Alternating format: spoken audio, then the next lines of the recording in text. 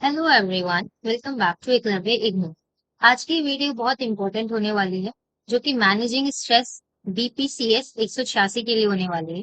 इस वीडियो में बेसिकली हमने प्रीवियस ईयर क्वेश्चन पेपर को डिस्कस करके और उसमें से जितने भी क्वेश्चन रिपीटेड थे, उन रिपीटेड क्वेश्चंस का सोल्यूशन प्रोवाइड किया है। तो ये वीडियो आपके एग्जाम पॉइंट ऑफ व्यू से बहुत बहुत हेल्पफुल होगी। इस वीडियो को लास्ट तक जरूर देखिएगा।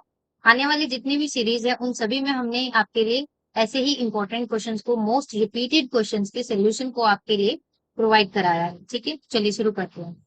और उससे पहले मैं आपको बता दूं, अगर आपको इन वीडियोस के नोट्स चाहिए एज अ पीडीएफ, तो आप हमारे टेलीग्राम ग्रुप को भी ज्वाइन कर सकते हैं, जो कि एकलव्य इग्नू के नाम से है। और साथ ही साथ आप हमारे वेबसाइट को भी विजिट कर सकते हैं नोट्स के लिए। ठीक है। और अगर आपको असाइनमेंट्स के सोल्यूशन चाहिए, वो भी फ्री ऑफ कॉस्ट, तो उसके लिए भी आप हमारी वेबसाइट www.ignufreeassignment.com को विजिट कर सकते हैं। तो ये दो हमारे ऐसे वेबसाइट हैं जो आपके लिए बहुत ज्यादा हेल्पफुल है। ठीक। अगर आप इग्नू के स्टूडेंट हैं, तो आपके लिए नीरज पब्लिकेशंस की बुक बहुत ज्यादा हेल्पफुल होगी। और अभी इनका स्पेशल ऑफर भी चल रहा है, जिसमें अगर आप 500 से ज्यादा की खरीदारी करते हैं, तो आपको फ्लैट 50% का जो है ऑफ मिल जाएगा। ठीक है। और यहाँ पर कैश ऑन डिलीवरी भी अवेलेबल है। और इनकी वेबसाइट से आप इस तरह की बुक जो खरीद सकते हैं, चाहे वो गाइड हो गया, सैंपल पेपर हो गया। ठीक है।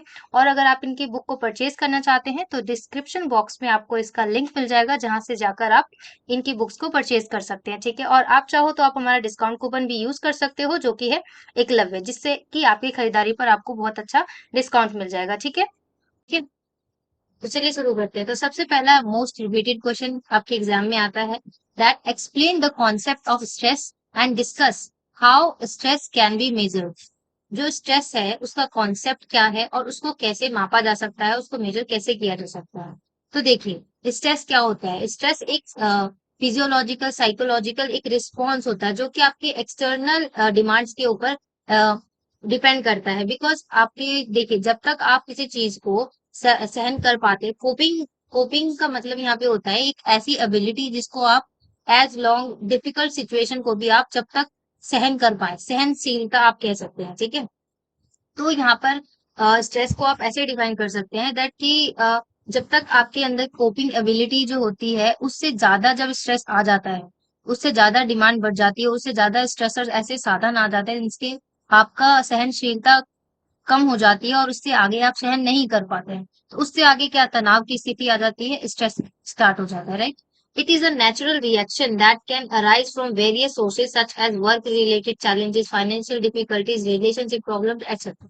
और जो स्ट्रेस है वो किसी भी सोर्स से हो सकता है, चाहे वो आपको काम से रिलेटेड हो, आपको पैसे की तंगी चल रही हो, रिलेशनशिप में कुछ प्रॉब्लम आ रही हो, तो उसकी वजह से भी स्ट्रेस जो है हो सकता है। ठीक है। और अगर जब हम मेजरिंग स्ट्रेस की बात करते हैं, तो एक कॉम्प्लेक्स टास्क हो जाता है, because it involves assessing both subjective and objective aspects. Because इसमें ऑब्जेक्टिव और सब्जेक्टिव दोनों एस्पेक्ट्स होते हैं, दैट्स वाई सब्जेक्टिव मेजरमेंट की जब हम बात करते हैं, तो इसमें provides valuable insights into the individuals objective experience of stress. किसी भी पर्टिकुलर इंडिविजुअल में स्ट्रेस की क्या एक्सपीरियंस रहे हैं, क्या क्या कारण रहे हैं, ऐसा बताते हैं। ठीक है। और जब ऑब्जेक्टिव मेजर की बात आती है, तो इसमें stress focus on physiological and biological indicators. कौन से ऐसे बायोलॉजिकल इंडिकेटर्स हैं जिसकी वजह से आपको स्ट्रेस हो रहा है, right. Common techniques include measuring heart rate, जब हम हार्ट रेट कंक्लूड करते हैं, कैलकुलेट करते हैं, वेरियल कैल्स्ट्रॉल लेवल, जब हम कैल्स्ट्रॉल लेवल की चेकअप करते हैं, तो ये सभी ऐसे टेस्ट हैं जिसके थ्रू हम अपने स्ट्रेस को भी माप सकते हैं। ठीक है। Additionally emerging technology is such as wearable devices and smartphones applications can provide real-time data on physical activities, sleep patterns, and stress levels, offering a more comprehensive understanding of an individual stress response. आजकल तो कुछ ऐसे techniques भी आ गए हैं जो आपको बता सकता है कि जिसकी वजह से आपके फिजिकल एक्टिविटीज में क्या प्रॉब्लम आ रही है, स्लीप पैटर्न क्यों नहीं है आपका अच्छा, सो ऑन। इन समरी आप ये लिख सकते हैं that stress is a multifaceted concept involving subjective and objective concept. Of course इसमें सब्जेक्टिव एंड ऑब्जेक्टिव दोनों कॉन्सेप्ट होते हैं, जिसको आप चाहे हार्ट रेट के थ्रू या टेक्निकल चीजों का यूज करके माप सकते हैं। और स्ट्रेस जब तक आता है, जब तक आपकी सहनशीलता से परे कोई चीज हो जाती है, और उसके फैक्टर कुछ भी हो सकते हैं, फाइनेंशियल, रिलेशनशिप प्रॉब्लम, है ना, एटसेट्रा। तो कुछ इस प्रकार आप इस क्वेश्चन के आंसर को लिख सकते हैं। Next question, describe the effect of stress on performance and productivity. जो भी परफॉर्मेंस है, जो भी प्रोडक्टिविटी है, उसके ऊपर इफेक्ट क्या पड़ता है स्ट्रेस का। जब आपको पता होगा, जब आप कुछ ज्यादा स्ट्रेस में रहते हैं, आपको किसी चीज की चिंता होती है, तो आप किसी भी चीज को प्रोडक्टिव तरीके से नहीं कर पाते, आपकी परफॉर्मेंस जो अच्छी होती थी वो बुरी होने लगती है, धीरे धीरे उसमें इफेक्ट पड़ने लगता है, राइट। तो stress can significantly impact performance and productivity, while small amounts of stress can enhance focus and motivation. Successive or chronic stress can have detrimental effects, ठीक है। High level of stress can impair cognitive function such as memory, attention and decision making, leading. तब आपको कुछ ज्यादा high level की stress हो जाता है, तो उससे आपके डिजीजेस भी होने के चांसेस हो जाते हैं, आपके माइंड काम नहीं करने लगता है, आपके लाइक डिसीजन मेकिंग में आप कोई सोल्यूशन नहीं ढूंढ पाते हैं, है ना। तो stress can also disturb sleep pattern, आपके स्लीप पैटर्न पूरी तरह से डिस्टर्ब हो जाता है, आपको नींद नहीं आती है अच्छे से, और फैटिग इंक्रीज होता है इससे, एंड डिक्रीजेस एनर्जी लेवल, आप हमेशा जो है सुस्त महसूस करेंगे, एनर्जी लेवल बिल्कुल कम हो जाता है ना। तो ये सभी किसकी वजह से होता है? स्ट्रेस की वजह से। इस वजह इससे बोला जाता है कि स्ट्रेस जितना कम हो सके उतना लीजिए, स्ट्रेस लेना ही नहीं चाहिए लाइफ में, जो होना है वो तो होगा। एडिशनली स्ट्रेस जो है can contribute to negative emotion state such as anxiety and irritability. Stress की वजह से आपको एंजाइटी भी होने लग जाती है, इरिटेट भी हो जाते हैं आप लोगों से, ठीक है, which can effect interpersonal in relationship भी, जिसकी वजह से आपके रिलेशनशिप भी जो अच्छे खासे होंगे उसको भी इफेक्ट पड़ता है। लाइक है ना, जब एक चीज सामने वाले को कुछ समझ में नहीं आ रही, वो गुस्सा निकाल रहा है, तो इस वजह से रिलेशनशिप भी जो है खराब होती है, ठीक है, आपके खुद की पर्सनल हेल्थ भी बहुत ज्यादा खराब होती है, ठीक है। उसी के साथ साथ managing stress effectively is crucial to maintaining optimal performance and well being in the work place. यहाँ पे वेल लिख लीजिएगा, ठीक है।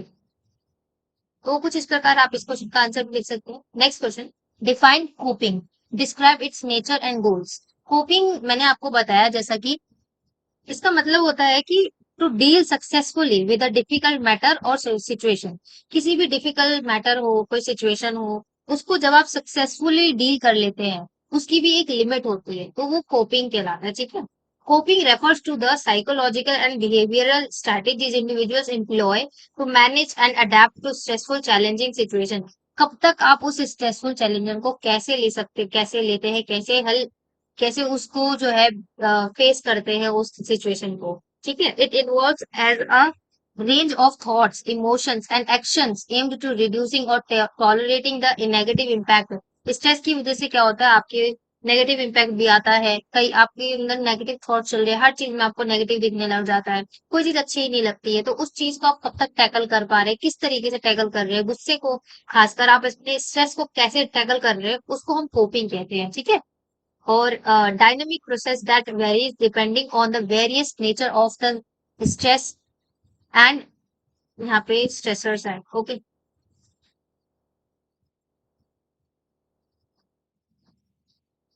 यहाँ पे stressors कर लीजिएगा आप, okay. And the individual's resources and abilities. The nature of coping is multifaceted and can begin categorized into two boards types.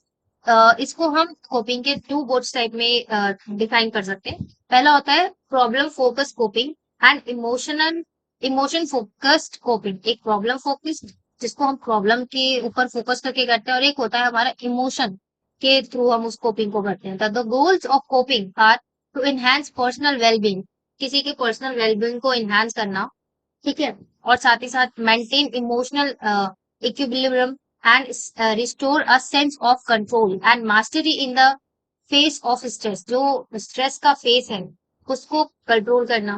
Coping strategies aim to reduce the intensity of the stressors, modify its impact और regularity emotion reaction.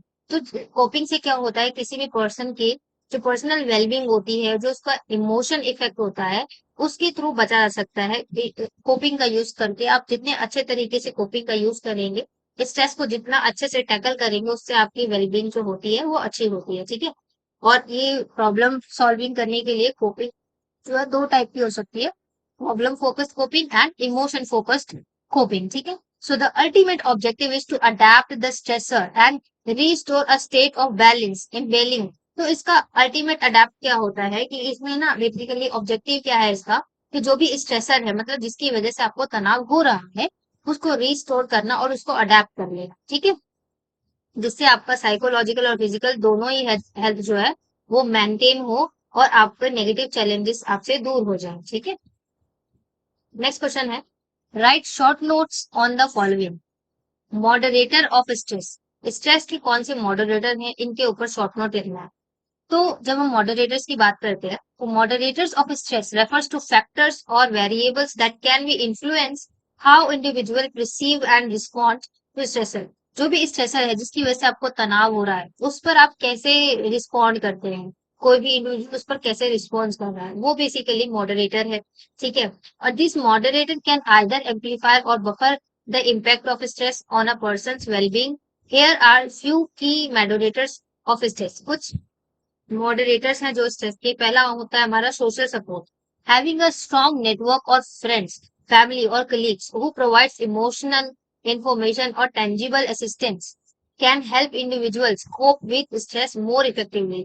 जब आपके पास तनाव है, ठीक है, आप तनाव से गुजर रहे हैं, स्ट्रेस से गुजर रहे हैं, अगर उस टाइम पे आपके फैमिली आपके साथ है, आपके फ्रेंड आपके साथ है, आपके पास ऐसा अच्छा खासा नेटवर्क है जो आपको इमोशनली और फिजिकली दोनों तरीके से हेल्प करता है, तो उस टाइम में जो होगा आप जो होंगे अच्छे से उस मुश्किल से समय को भी टैकल कर जाएंगे। ठीक है, तो पहला मॉडरेटर हमारा सोशल सपोर्ट होता है। दूसरा होता है कोपिंग की strategies, the way individual cope with stress can significantly impact their wellbeing. आप किस तरीके से उस स्ट्रेस को, उस तनाव को टैकल कर रहे हैं, वो आपके वेलबींग को इफेक्ट करता है। तो कोपिंग स्ट्रैटेजीज आपकी अच्छी होनी चाहिए।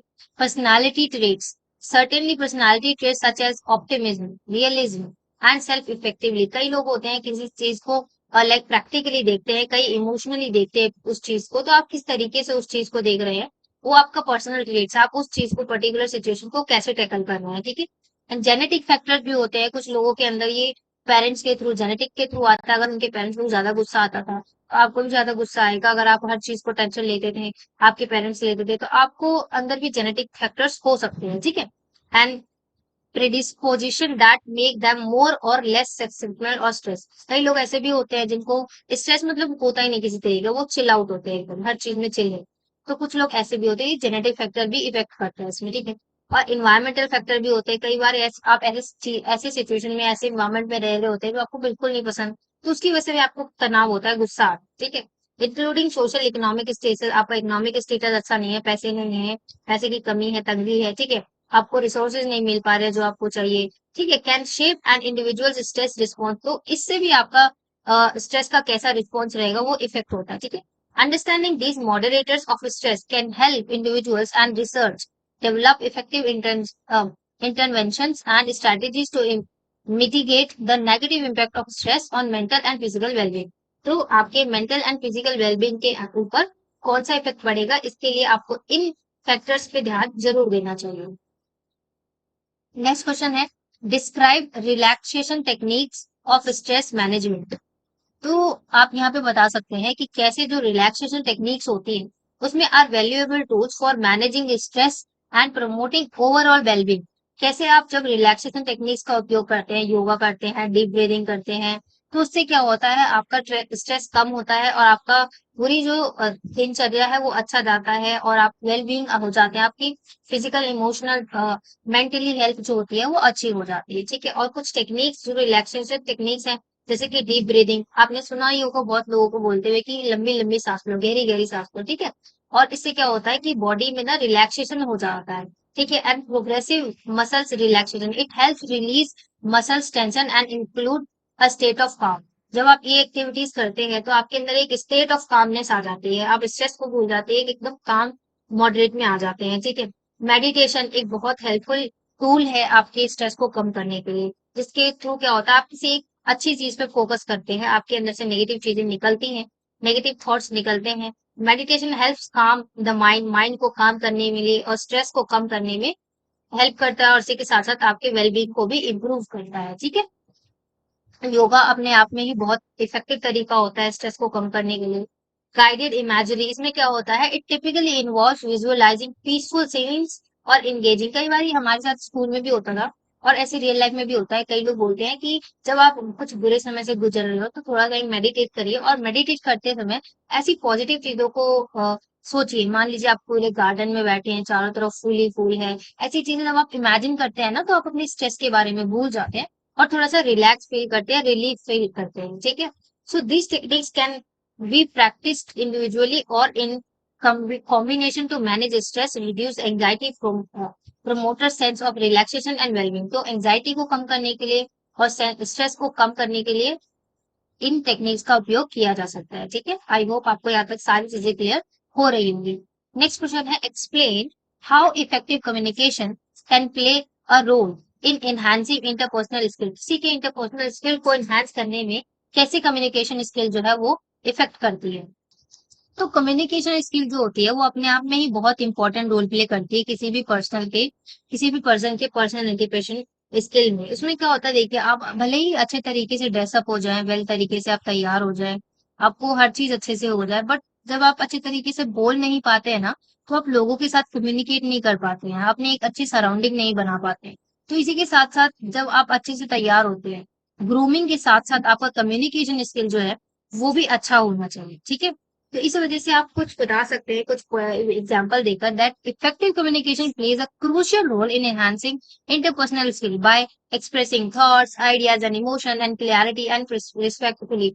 और इसी के साथ साथ मान लीजिए आपके पास आइडियाज बहुत अच्छे अच्छे आते हैं और रिस्पेक्टफुली आप तरीकों को बताना चाहते हैं, आइडियाज इतने आते हैं, थॉट्स इतने अच्छे अच्छे आते हैं आपको कि किसी को भी पसंद आ जाए, परंतु अगर आपको उन थॉट्स को, उन आइडियाज को प्रेजेंट करने ही नहीं आता, किसी के सामने कैसे बोलना है वही नहीं आता है, तो आपके वो आइडियाज जो है वो सारे बेकार है। ठीक है। तो इस वजह से कम्युनिकेशन स्किल अपने आप में बहुत इंपॉर्टेंट हो जाती है किसी भी इंडिविजुअल के लिए। ठीक है। और individuals can build stronger connection and understanding with others. इसके साथ साथ क्या होगा, जब आपके पास कम्युनिकेशन स्किल अच्छी होगी तो आप ज्यादा नेटवर्क बना पाएंगे लोगों के साथ, अंडरस्टैंडिंग अच्छी बना पाएंगे, कनेक्शन ज्यादा आपकी स्ट्रांग होगी लोगों के साथ।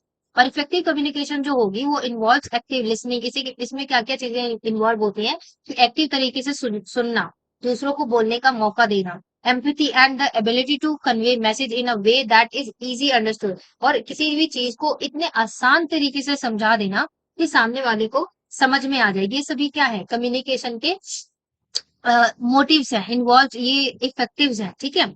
जो आपको ध्यान में रखने चाहिए। और it promotes open dialogues, reduces misunderstandings and fosters trust and cooperation. तो इसी साथ साथ क्या होगा, अगर आपकी कम्युनिकेशन स्किल अच्छी है तो आप लोगों के साथ कोऑपरेट अच्छे से कर पाएंगे, समझ पाएंगे, लोगों के साथ अच्छे तरीके से बिल्ड कर पाएंगे। तो ओवरऑल पर्सनालिटी के साथ साथ आपकी कम्युनिकेशन स्किल भी बहुत अच्छी होनी चाहिए। ठीक है। और जो गुड कम्युनिकेशन स्किल होती है, enable individuals to articulate their needs and boundaries while also being receptive to the needs and perspective of other. जब आपको किसी चीज की हेल्प चाहिए होती है ना, और किसी चीज में आपको किसी की मदद चाहिए, हेल्प चाहिए, किसी तरीके से कोई हेल्प चाहिए, तो उसमें क्या होता है, अगर आपके पास अच्छा खासा कम्युनिकेशन स्किल है ना, तो आप किसी को भी मना सकते हैं अपनी बातों से ही, वो बंदा आपको हेल्प करने के लिए तैयार हो जाएगा। ठीक है। It enhances problem solving and conflict resolution abilities, allowing for healthier and more productive interactions. इसकी वजह से क्या होता है, आपका जितना भी इंटरेक्शन होगा वो मोर प्रोडक्टिव होगा, लोग आपके बारे में बात करेंगे, आपको आपसे बात करना पसंद करेंगे, एक बार मिलेंगे दोबारा मिलना पसंद करेंगे, आपका जो भी इंटरेक्शन होगा उससे ज्यादा अच्छी चीजें निकल कर आएंगी, प्रोडक्टिव होंगी चीजें। ठीक है। So overall effective communication cultivates positive relationship, strengthen connections को स्ट्रेंथन करता है, रिलेशनशिप पॉजिटिव बनाता है, और क्रिएट एक environmental conductive to collaboration, empathy and mutual respect. ठीक है। तो कुछ इस प्रकार आप बता सकते हैं कि कैसे जो कम्युनिकेशन स्किल होती है वो किसी के इंटरपर्सनल स्किल में भी मैटर करती है। ठीक है। Next, explain fight and flight response and general adaptation syndrome. तो ये क्या होता है, जब आप किसी सिचुएशन को लाइक फेस कर रहे हो, तो मान लीजिए कोई बहुत प्रॉब्लम भरी सिचुएशन है, कोई तनाव भरा सिचुएशन है। ठीक है। जब आप उसको सामना कर रहे हैं, तो वो क्या होता है, जब आपके अंदर से वो तनाव निकल कर आता है, तो उस चीज की वजह से आपका रिस्पॉन्स कैसा निकल कर आता है, आप तुरंत गुस्सा दिखाते हैं, लड़ाई करते हैं, या काम होकर उस सिचुएशन को समझते हैं पहले, वो बेसिकली आपका फिजिकल और साइकोलॉजिकल रिएक्शन कैसा है जो आपके अंदर से आया है उस स्ट्रेसर को देखकर, उस चीज को बेसिकली यहाँ पर फाइट एंड फ्लाइट रिस्पॉन्स कहा गया है, ठीक है। And it prepares the body for action by activating the sympathetic nervous system, जो आपका नर्वस सिस्टम है उसको सिंपैथेटिक तरीके से एक्टिव करने में। और ये जो रिस्पॉन्स होता है इन्वॉल्व इंक्रीज्ड हार्ट रेट। किसी स्ट्रेस की वजह से क्या होता है ना, आपकी हार्ट रेट बहुत बढ़ जाती है, या फिर ब्लड प्रेशर जो होता है वो इलेवेटेड हो जाता है। रैपिड ब्रीदिंग, मतलब आप जल्दी जल्दी जल्दी जल्दी सांस लेने लग जाते हैं। तो ये सारी चीजें क्या है, ये सभी जो रिस्पॉन्स है, आपका रिस्पॉन्स कैसे निकल के आ रहा है।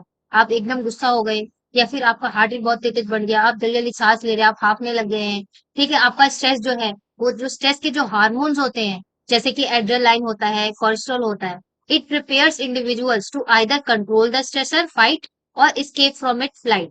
जब आप स्ट्रेसर को कंट्रोल कर लेते हैं इन हार्मोन्स की वजह से, तो वो सिचुएशन फाइट होती है, आपने उसका फाइट कर लिया, और एस्केप कर लेता है। अगर आप उस चीज को मतलब उस चीज से भाग जाते हैं, मतलब उस चीज को एक्सेप्ट ही नहीं करते, भागते आते हैं, तो उसको कहते हैं फ्लाइट। भागना इन द सेंस उसको छोड़ के भाग जाना नहीं, उस स्ट्रेस की वजह से आप उस चीज को ना भूल जाते हैं, मतलब उसको एक्सेप्ट ही नहीं करते कि नहीं, मेरे साथ कोई है ही नहीं, स्ट्रेस है ही नहीं किसी तरीके का।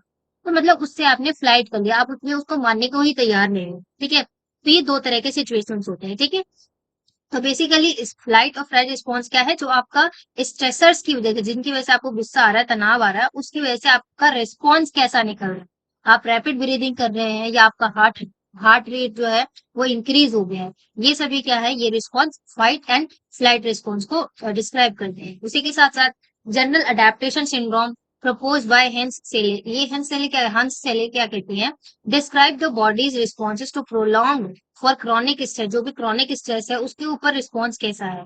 It consisted of 3 stages, alarm, resistance and exertion. The alarm is stage active the fight और flight response, preparing the body to deal with stressor, जो भी स्ट्रेसर है उससे डील करने के लिए बॉडी को प्रिपेयर किया जाता है, ठीक है। एंड द रेजिस्टेंस स्टेज, जब जब अलार्म का स्टेज होता है, तो इसमें क्या होता है, जब आप बॉडी को प्रिपेयर करते हैं उस स्ट्रेसर के साथ फाइट करने के लिए, ठीक है। और जो रेजिस्टेंट स्टेज होता है, इसमें क्या होता है, follows where the body attempt to adapt and cope with the ongoing stress, जो भी स्ट्रेस है, जो तनाव चल रहा है, उसके साथ कोप करना, उसको अडेप्ट करने के सिचुएशन में रेजिस्टेंट स्टेज होता है, ठीक है।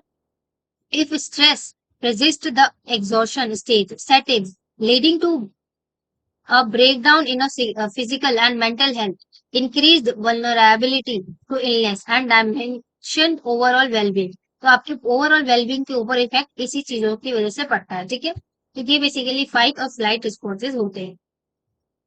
Next, describe the effect of stress on health.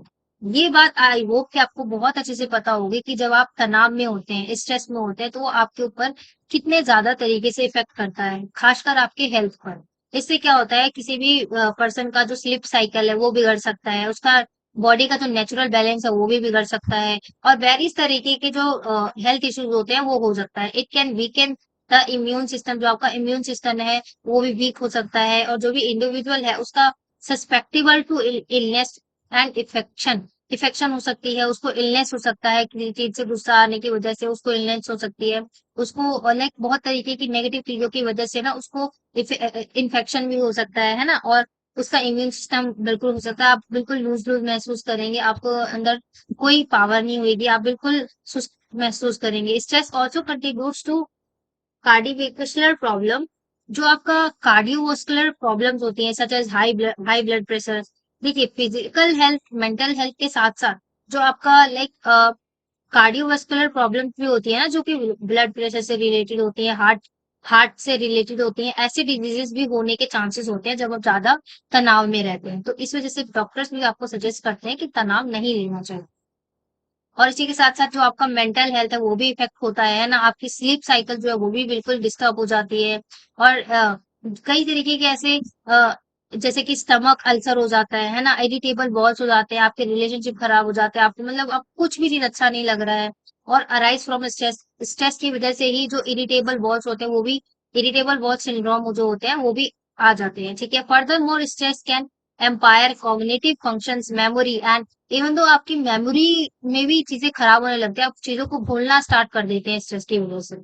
Overall the negative effect of stress on health highlight the importance of stress management techniques and adopting a healthy lifestyle to minimise its impact and promote wellbeing. तो जो ये stress के effect हैं कितने बेकार होते हैं आपको पता है, आपने पढ़ा अभी तक, ठीक है। तो ये हमें हमारी नजरों को खोलते हैं और ये हाईलाइट करते हैं कि कैसे हमें इन नेगेटिव थॉट्स से, इन स्ट्रेस के से बचना चाहिए और एक अच्छा खासा हेल्दी लाइफस्टाइल को अपनाना चाहिए और जितना भी स्ट्रेस है उसको मिनिमाइज करना चाहिए, है ना, और उसको मैनेज करना चाहिए।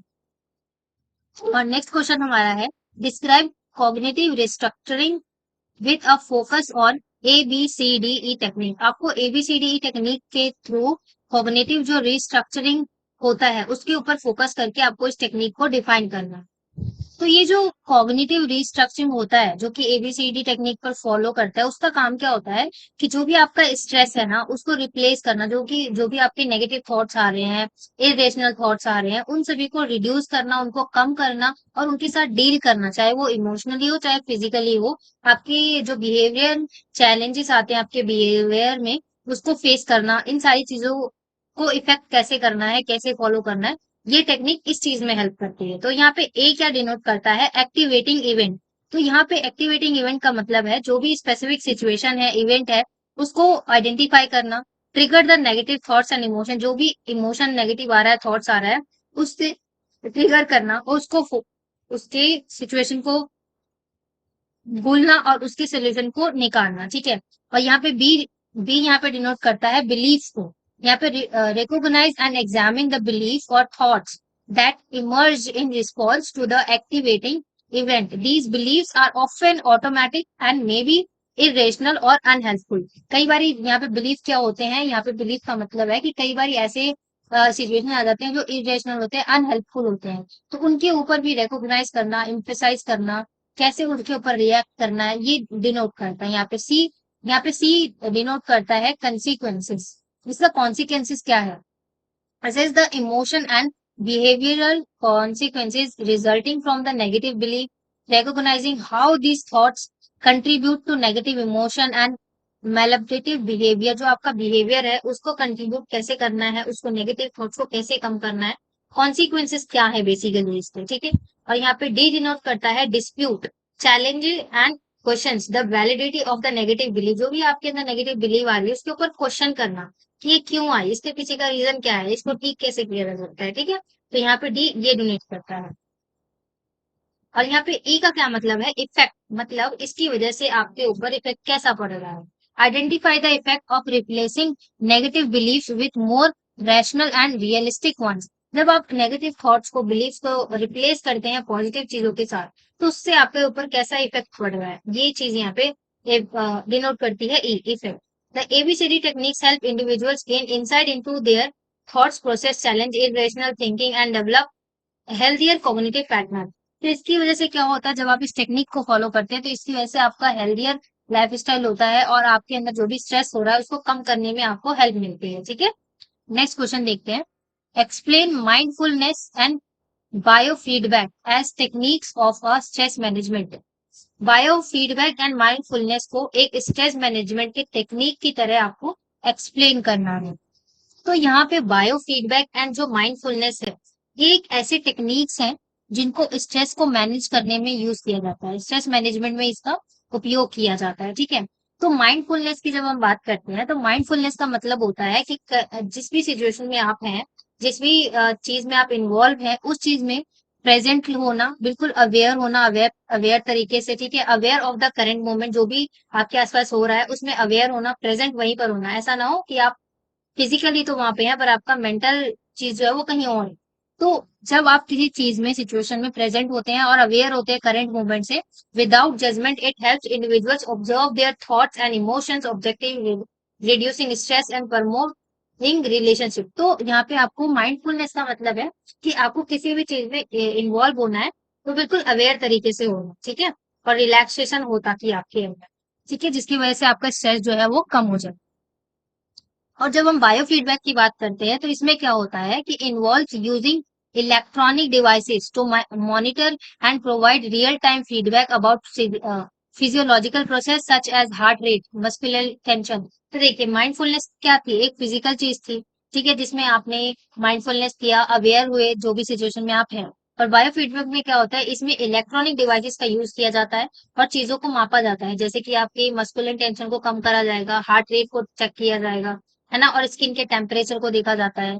Bye gaining awareness of their bodies responses to stress, individuals can learn to control this process through relaxation techniques. तो इन दो टेक्निक्स के थ्रू जब आप अपने स्ट्रेस के लेवल को जान लेते हैं कि किस चीज की वजह से आपको स्ट्रेस हो रहा है और क्या चीज आपको करनी है, क्या चीज नहीं करनी है, तो इससे जब आपको पता चल जाता है तो इससे क्या होता है, आप रिलैक्सेशन कर पाते हैं और इन टेक्निक्स का यूज करके, ठीक है।